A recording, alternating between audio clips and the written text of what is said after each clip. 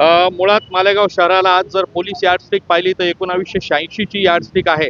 मालेगाव शहर आणि सगळा तालुका आणि जवळचा सटाणा, देवळा आणि मनमाड म्हणजे नांदगाव तालुका या परिसरात मोठ्या प्रमाणात लोकसंख्येची वाढ झालेली आहे आणि लोकसंख्येच्या वाढीबरोबर मोठ्या प्रमाणात गुन्हेगारी वाढलेली आहे आणि यातली मोठी गुन्हेगारी ही देशविघातक अशी आहे. 340 कोटीची विजेची चोरी नुसती या शहरातून होते आणि पोलीस प्रशासन याच्यावरती नियंत्रण आणू शकत नाही, कारण त्यांच्याकडची संख्याबळ अतिशय तोकडं असं आहे. आज एका जिल्ह्याच्या बरोबरीचं हे गाव असताना देखील इथं संख्याबळ कमी असल्याने गुन्हेगारीवरती वचक येत नाही आणि इथल्या सर्वसामान्य नागरिकांच्या जीविताचा आता मोठा प्रश्न उद्भवलेला आहे. आणि यासाठी एकच उपाय आहे की मालेगावात व मालेगाव परिसरासाठी आपल्याला पोलीस आयुक्तालय झालं पाहिजे, म्हणजे योग्य ती पोलीस फोर्स आपल्याला इथं उपलब्ध होईल.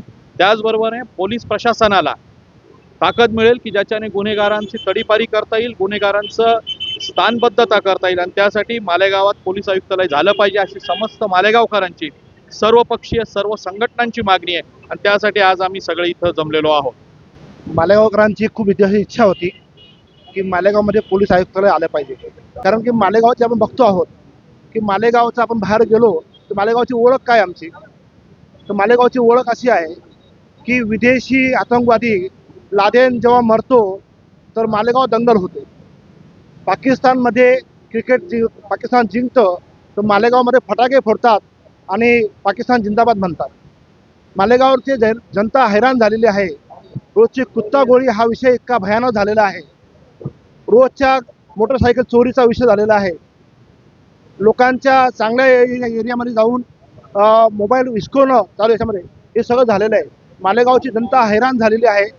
मालेगावमध्ये आता परवाच सोमय्याजी येऊन गेलेत. त्यांनी सांगितलं की मालेगावमध्ये सगळ्यात जास्त तुमचे रोहिंग्या आहेत. आमचं असंच म्हणणं आहे की या सगळ्या रोहिंग्यांमुळे, या घुसपेट लोकांमुळे मालेगावची सुरक्षता धोक्यात आलेली आहे. जर आमच्याकडे पोलीस आयुक्तालय आलं तर आमची सुरक्षा वाढणार आहे.